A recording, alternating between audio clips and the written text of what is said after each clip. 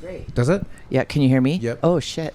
I like to think of these podcasts as like just us sitting down having a chat, like we would if we were having a corridor on the kitchen table, or Merge Cafe or wherever, and just so if we can create that kind of environment with this assortment of crap that we're surrounded by.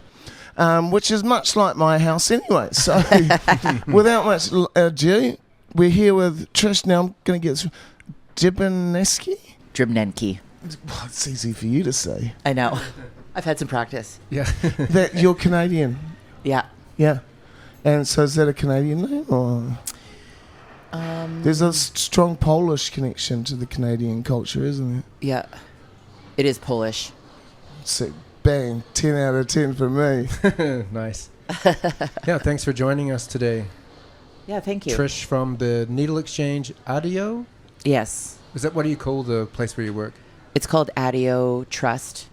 Yeah, on 10 East Street. Also known as the Needle Exchange. Yeah. Right. What does ADIO stand for? Auckland Drug Information Outreach. Cool. Yeah. Nice little acronym. Yeah. So how'd you wind up there? I mean, briefly, what's your path been to our Antipodean shores? Okay, so I'm a nurse from Canada and worked in the downtown east side in Vancouver and was exhausted from COVID and wanted to move to a place that was, I thought, was managing it better, and New Zealand was often named as managing it. So I moved, For a year or something. Yeah. I think we've still got a pretty good record for all things said. I think so too. All right, in 2019 or 2020 is when you moved here. Yep, 2021 is when I moved here. All right, well, Yeah, you're fresh. super fresh. Wow, time's marching on, isn't it? Yeah. Yeah. So fast. Slow down, god damn it. Yeah, so I got here and was like, I love harm reduction. So I pretty much Googled anything harm reduction and wrote them repeatedly. Yeah, and that's really what we want to talk to mostly about today is harm reduction. Now, there's a lot of things you can get from pricks other than STDs. So what we're going to focus on is, we're not saying yes, we're not saying kids go out there and hook up with Johnny on Mercury Lane between 5 and 6 o'clock. What we are saying is if you do choose to indulge, no judgment there, how do we minimize the harm that we could endure? That's a broad question. I think how can we minimize harm is, first of all, openly talking about drug use, because we all use something. We all use drugs, coffee, prescriptions, whatever. I'm high on life. See? Be careful. That's the one that's guaranteed to kill you. Yeah, true. Or it's oxygen, actually. Everybody who breathes oxygen dies. Oh my God. Yeah. So dark. Anyways. Sorry. Yeah. So yeah, basically talking about it, learning about it, educating about it, reducing the stigma and the shame associated with it. Because as we all know, when people feel ashamed about using something, then what do? Typically isolate or hide what they're doing, which someone has said connection's the opposite of addiction. And to me, that's like the most important. Connection's the opposite of addiction. Yeah. Like when you have solid connection with someone, you're less likely to end up in a situation where you have to medicate to feel loved, appreciated, supported. Have you read Ben Elton's book, High Society? No, I haven't. It's a really strong argument for the legalization of all drugs. Because once you can go to your doctor and legally get MDMA, heroin, cocaine, addiction becomes less of an issue, because addiction really only becomes a problem when access to the poison of preference becomes difficult. And I'm constantly amazed at the resourcefulness of an addict to get their drug of choice. And we've spoken about the double rat experiment. Oh, yeah. Yep. And I think it's a really powerful illustration of contributing factors towards addiction. And I know we've spoken about this before, but I'll go over it again just for our audience. The scientists got these rats and they put them in a cage, gave them 2 sources of water. One was laced with narcotics and the other one was pure water. Bang, 10 out of 10 times the rats took the poisoned water and died. So another scientist comes along and goes, well, the rats were bored. Mm-hmm. So he built Rat Paradise. Everything, it was Rat Disneyland, Rat Vegas. They had the best toys, they had sex, they had entertainment. If you were a rat, that was the place to be. With the 2 sources of water. Now, in the second experiment, when the rats are content and happy and occupied, they didn't touch the poison water. Regardless of the narcotic, it was turned down in the second experiment. What was in the water? Well, Something addictive. Well, we throw the word addiction around like this is addictive.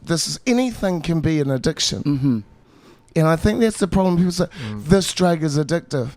I know plenty of people that take what we would consider highly addictive substances very recreationally. And they don't seem to have a problem with it. Certainly some are more addictive than others, though, right?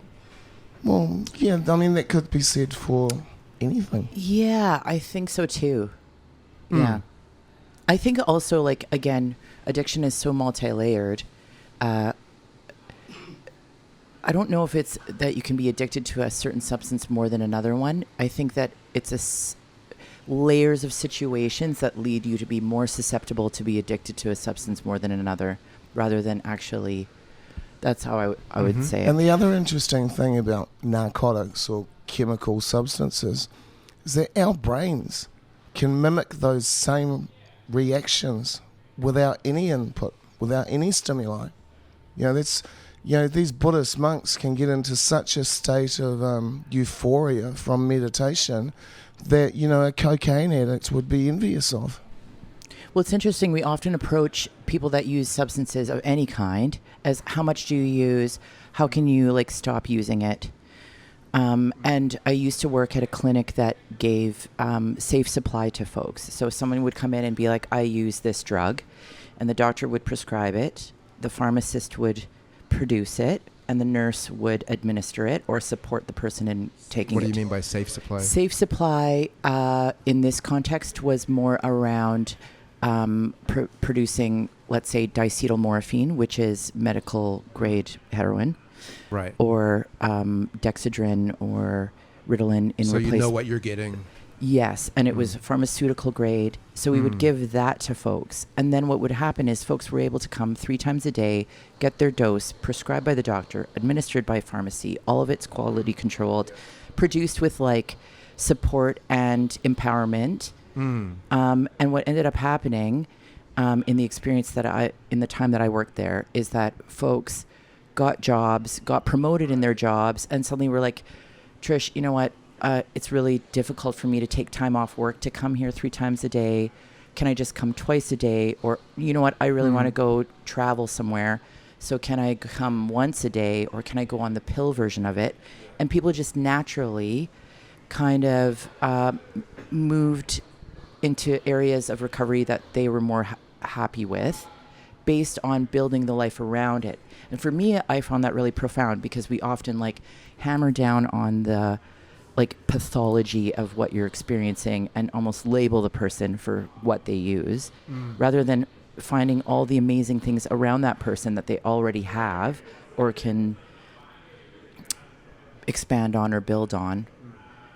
Yeah. See, my theory is that the most traumatized people are usually the people using the most dangerous drugs. And would you agree that trauma leads to drug use? Yeah, I would 100% agree. Self-medicating. Well, we all use drugs too for fun. Well, we're sitting here drinking Coca-Cola, which is 100% sugar and caffeine. Yeah, but that's okay though, because that's on the shelf.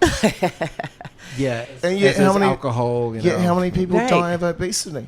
You know, I heard a really interesting statistic recently. I think it was on Guy and Espina's show that more people die in car crashes than drug overdoses. That's not the case in Canada. Actually, But Canada's got. I've been in a Canadian car. yeah, we're not in Canada. You drive much better than Kiwis, obviously. Yeah, it's interesting because I think that, well, trauma does actually make one more susceptible for obvious reasons, but also if you have adverse childhood events in your childhood, all the experience that you have and the way that the brain rewires itself as you're growing, trauma can change the development of your brain such that you are more susceptible. Isn't there an age, and you might be able to expand more on this, Dan, where it's like as a toddler, I think 2 or 3 years old, are like a really fundamental time. If you experience trauma during those times, it can reset your brain basically. Mm-hmm. Right. It definitely does impact You'd be it. more susceptible to depression or something like that. It can make you more susceptible to being impulsive, or how you perceive consequences, or your perspectives on things, or even how you perceive enjoyment. How you form relationships with people. 100%. Mm-hmm. And all of those things, once impacted, can impact how you use substances, whether it is for joy, or not. And how about this place you work, ADIO? What should people know about this clinic? Do you call it a clinic?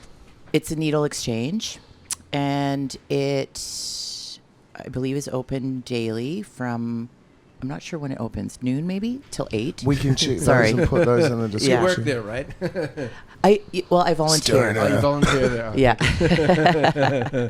Yeah, I just rock up whenever. It's like But it does have 24-hour access to the vending machine with okay. Supplies. Yeah. You can buy some clean needles there. Yeah. Okay, great. Yeah, and basically you can just go in. There's staff there that can support you with questions you might have, products that you might need. Yeah. Right. And if you do know drug users, or you're a drug user yourself, you can get those little Novocaine things that I've got in the fridge. Naloxone. Yeah. Yeah. What is it? Naloxone. Naloxone. Yeah, it's like an inhaler. Mm-hmm. And it reverses a drug overdose if it's opiate. Yeah. Oh, okay. So you've got them there too. But how do you know if it's an opiate? How do you know if you're high on an opiate? No, if you come across somebody that you suspect is experiencing an overdose, how do you know it's an opiate or not? That's a good question, because often an overdose looks the same for everyone. You usually what you're looking for is cold and clammy. Your respirations or your breathing is slower or different, and when it's an opiate, in particular, there's kind of a snoring sound that someone might get. Right. Should we put together a checklist? Yeah, that would be great. Let's put together a checklist, and we'll put it in the next K-Road Chronicle. Okay. So people can cut it out, put it on the fridge, and just to base it, like we have the doctor's ABCs with resuscitation, so we can have that in the Chronicle, and people can have it there, and it just is this person dying of an opiate overdose? Yeah, that's great. Do you have a mnemonic for that? No, I don't. You could make one up. Yeah. And you do drug checking as well down at ADIO, is that right? Yes, that's true. Oh, right. And the New Zealand Drug Foundation does drug checking. To be honest, what I love the most is doing drug checking before you use anything. Oh, yeah? I think is that's drug checking just a real bad stoner out the back going, this is good shit, man. You're good. You're good to go, man. Give me some more of that. essentially. And how often is it not what people expect it is? Sometimes it's not, yeah. It's the drug checking that they offer through New Zealand Drug Foundation or Know Your Stuff or at ADIO, they also offer it at the hemp store. Mm-hmm. There's a few locations. But if you go on Know Your Stuff, they'll give you all the dates and times. Yeah. Oh, right. All the locations around the country. We also try to keep updated on that in the Cairo Chronicle Facebook and Instagram, so we always try and post what we know. So. Yeah. Because drug checking is like, I love it because when you go in, then you know exactly what you're getting before you even use it. Ideally, it would be great to have drug checking like 24/7, so it was a little bit more accessible. Yeah. People are going to be, it's going to be 10 o'clock at night when they're going to think about taking it. And totally. Yeah. That's kind of almost like what you were talking about before, the safe... Right, safe supply. Safe supply, having it checked. If you know what it is, if you can guarantee it, then it's essentially kind of safe, You know Totally. what cracks me up about some drug users? Like when the COVID thing was there, we were all meant to have this vaccination. I was not a problem. I got my vaccination. But my friends who are intravenous drug users like, I'm not, you don't know what the hell's in that stuff. And I'm like, but you'll shoot up some shit you bought from a guy at the pub. No problems. It's fine. I support your choice to choose, bro. But Yeah. So how many people on a day, on average, come into the Needle Exchange? That I don't know. I haven't had a lot of opportunity to work inside. Oh, really? What do you do there? I often do a little bit more around like education, harm reduction, support, and a little bit of outreachy stuff. Yeah. Oh, right. I see. Okay. So how do you know where to go? Yeah, I just like meander around and meet people. Okay. Basically. Cool. So you're just talking to people on the street. Yeah. Do you go into schools, or is that we can't do that because they're not legally allowed to talk about this sort of nonsense? They can Google it. Right. I haven't been invited to a school yet. I have like gone into like bars and talked to like bar staff, bar owners, or shop owners, and we did open cafe. So yeah. So tell me a little bit. If you see you're walking around, you see some people on the street, you think they might be using, you will approach them. Not necessarily. I think I approach anyone. Okay, but how do how do you pick your mark? Because I just make eye contact and say hi to everyone, and then if they, whether or not they 100%. Everyone loves Canadians almost as much as Kiwis. Let's do me now. You're approaching me on the street. So I just say hi. How are you? Hey, and then good. Hi. Oh, hi. Bert Nooney here. And then we might chat, or I might offer some juice, or. You mean juice, as in like. Yeah, like a beverage. Orange juice. Yes. It's not a euphemism. Yeah. Like I have a bag. Yeah. I have a bag full of things. There might be some kai in there, some juice. Oh, nice. Like basically things that we were talking about you making earlier for folks. Just kind of like a kit. Care kit. Yeah. With all the things in it. So if someone needs something to drink, then, and sometimes it might take a long time to open a conversation because you don't really start off with, oh, you do drugs. Yeah. Some people do. Yeah. What I've noticed is here, people are quite shy to talk about drugs. Might be an undercover cop or something, or... Yeah, Come on, totally. Does she look like an undercover cop? She doesn't look like she just walked out of church. If somebody doesn't look like an undercover cop, they're doing a great job at being an undercover cop. I had this undercover cop walk up to me one night. I was just loitering around K Road. Such an obvious undercover. He goes, "Do you know where I can get any heroin from?" I was like, dude, give me a break. And it's like, that's not my shit anyway. And like, that's anyway. He goes, and I go, why would you even think I would know? He goes, because you've got eyeliner on. It's like, dude, you're on K fucking road. What? That was the giveaway. That was the giveaway because apparently I had eyeliner on. That was my giveaway for being a heroin addict. Right. So once you build the trust of someone, though, and they're willing to admit to you that they do drugs, what kind of information or what do you... To be fair, I usually let the person lead the conversation. So whatever they are asking for, sometimes they might not be asking for anything except just a chat or a hug. And sometimes they might be like, do you have any whatever is in the bag? Right. Toothbrush, toothpaste, whatever.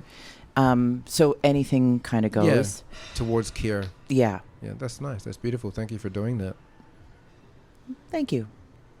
Everyone should do it. Yeah? Yeah. They're looking for more volunteers at ADIO. Well, I just think everyone should do it anyways in their regular daily life. We'll start a virus of kindness. Yeah. Yeah, totally. I'm on board. Like just carrying stuff around Right. always and like looking out for people around you. And it doesn't have to be someone that obviously looks like they might need something. Like literally anyone. Gift giving. Yeah. And you know, that can be time as well. A couple of months ago, I was walking home. It was like a really weird Sunday afternoon. There's this lady sitting on this seat, just looked like she was deep in thought, and I just got a sense that she wasn't really happy. And I just sat down and said, "Hey, you look like you need someone to talk to." And we did. We talked for a couple of hours.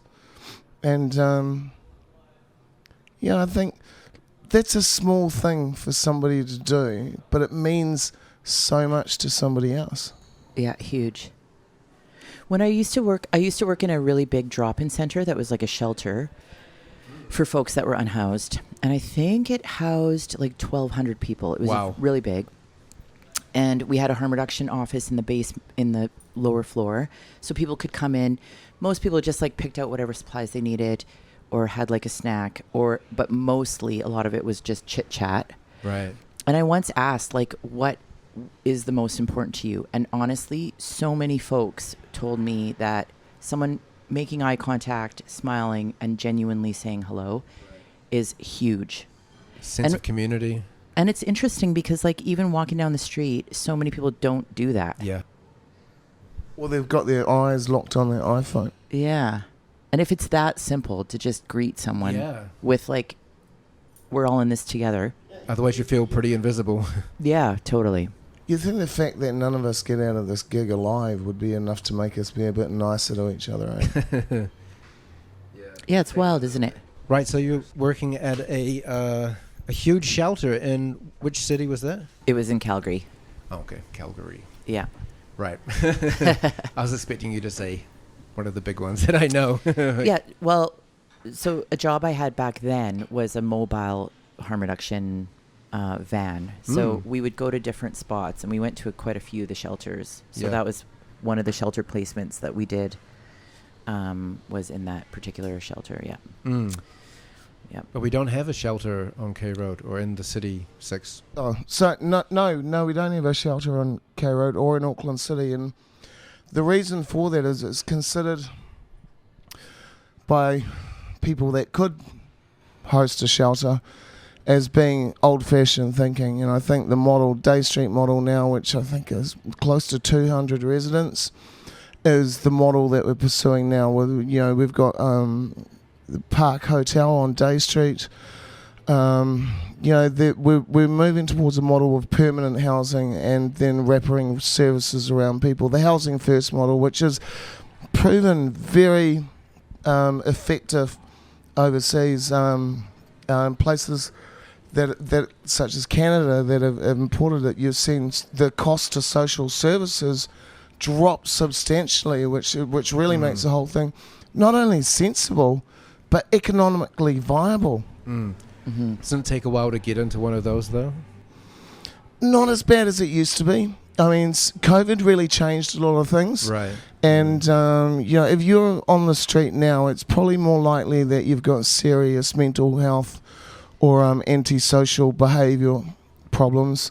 Because, in New Zealand, you have a right to a house, to a home. I mean, even if that is emergency housing, now that's, a lot of people would prefer that than sleeping on the street. But then there are people that would prefer to sleep on the street. So, our government has an obligation to provide accommodation, and there are people at LifeWise, Auckland City Mission, who will help people gain those services. And what we've seen since COVID is there's been a real cut through of red tape and bureaucracy, and people are get them housing first, then try to solve the problems around them, and it's working. Great. Yep. Housing is like the best, actually, the first thing of harm reduction, really, if you think about it. Because a lot of harms associated with drug use might be around feeling unsafe or feeling like I know folks in Canada that I worked with that were unhoused, And because they were scared of getting their stuff stolen, they would just do meth all night to stay awake. Oh God, right. Right? So like, There's people that do that here. yeah. And so if you have a house and you have a safe space, and I guess ideally it would be great to include the person in finding their safe space. Yep. That would be the most ideal. Because once you feel comfortable and safe in a place, then you're likely to use less. Yeah, I've noticed, like, I mean, I've lost count of the number of years I've been working in this field now, but the problem has really moved from homelessness to more of an issue of health and poverty issues, because even though we can get people into accommodation, that doesn't magically make all their problems disappear. You know, they're still struggling. They've still got food insecurity. There's still, you know, a lot of challenges and obstacles to overcome to get to a point of self-sustainability. And, you know, I want to be careful how I choose my words, because, you know, what I consider as normal is probably completely abnormal to another person, but to get people to a basic standard of living from which they can prosper and grow. I forgot what my point was. That was a good point. Yeah. Anyways, should we talk more about harm reduction? Yeah. Yes, please. Yeah. What is harm reduction? Well, for me, what I think harm reduction is, it's a human right to have dignity, health care, access, support, community. So I think harm reduction is a human right. Mm-hmm. And I think we often mistake harm reduction as reducing the use and being abstinent as like the goal. And so if you're not abstinent, then you're not doing it right. Yeah. But really, I think that recovery is individual, and we all use in a way that we want to have a good day or whatever. And Get rid of a headache, some 100%. Like lose every morning I have my coffee. If you took that away, I would have a freaking headache Yeah. and be bitchy or whatever. But instead, I have my coffee. I have a good relationship with coffee. For right now, I don't feel like I need to reduce any harms associated with my coffee use. You're a functional caffeine addict. 100%. Yeah, but do you mainline coffee? I do not. You probably would if you could. Right. But consuming it by mouth is the least harmful way to use it. Apparently there's other uses. Coffee enema. Well, drinking coffee basically is an enema. Like, you know. We had to go there, didn't we? Hey, I want to take this opportunity to thank our sponsors. The White Lady, Saloon Bar and Tavern, Grady & Co. Who else have we got on board? Lifewise, everybody that supports this program, we love you. And, you know, we do this because we want to give our community a voice, and if you believe in the value of what the K-Road Chronicle and the team that we're building are doing, please consider signing up to the Patreon for as little as a couple of dollars a month. It makes a huge difference to our ability to bring you social news, social commentary from people who generally aren't well represented in mainstream media. Now back to the show. I love the K-Road Chronicle. It's so awesome. Yeah, it's really evolved, eh? I mean, looking at all the issues here, and it's like we've come so far from just a couple of pages, and, you know, we've got the TV show and now the podcast, and, you know, we're, I keep saying, you know, not making any money, but we are making a difference. And, you know, we're giving people like Dan the opportunity to break into the big time. Yeah. Lucky me. No, I really appreciate Dan on board. He's our chief technical engineer and motivational guest speaker. Oh, yeah. Yeah, I like how you profile people from the community in your chronicles. Yeah. Because then when I see them, I'm like, yay! Yeah. You're famous. It's like it's people we see, but, you know, we're like, what's that person's story? And, I think that was kind of the motivation. Is like everyone's got a story, and I'm of Scottish descent. The Scots and the Māoris have this great heritage of storytelling, like many of our indigenous peoples around the world, and it's something that's really empowering. Not only to share your story, but to hear somebody else's story and connect with that. Yeah, totally. Speaking of that, we just got donated a lot of sanitary products. So if you've got any old handbags lying around home, drop them off to the Cairo Chronicle office. We're going to load them up with ladies' stuff and just hand them out to the girls on the street. So if you want to be involved with that, just drop it off to the Merge Cafe.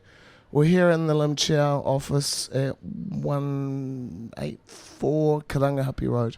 Good idea. That'd be nice. Well, I'm not going to use them. Yeah. The handbag, maybe. Possibly the handbag. You've already got enough handbags, I think. Yeah, how would you know? I've seen your house. I think we're getting off topic. Yeah, okay. Bit personal, Dan. Okay. Is that a good place to wrap it up? Do you think? Is there anything you'd like to just say on parting terms? It's been an absolute privilege to have you here as my guest, but it's an absolute honour to be able to call you a friend. Oh, likewise.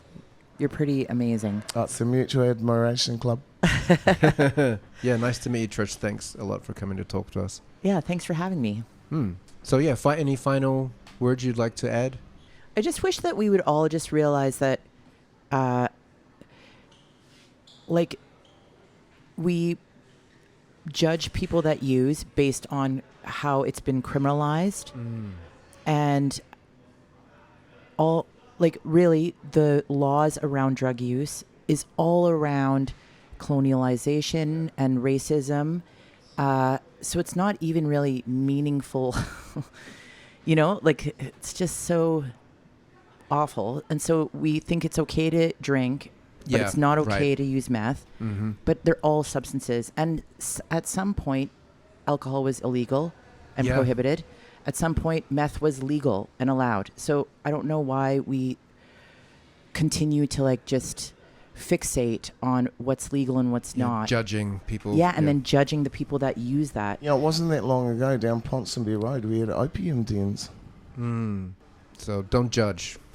Yeah. And if you're about to judge, just remember that you've just consumed legal substances when you bought your coffee or when you went for a cocktail. And really, what is the difference? And remember, alcohol, all these legal substances, at one point in time in history, people were fighting for the legalization of them. So we've got Chloe Schwarbrick coming up in the next few episodes, and it's going to be really exciting to talk to. We might get you back for that session so that we can have both of you on this. Oh, that would be an honor. We'll see how we can make that happen. Once again, Trish, thank you. Thank you, Trish. Thank you. You're awesome. Keep up the great work. Yeah, thanks for having me.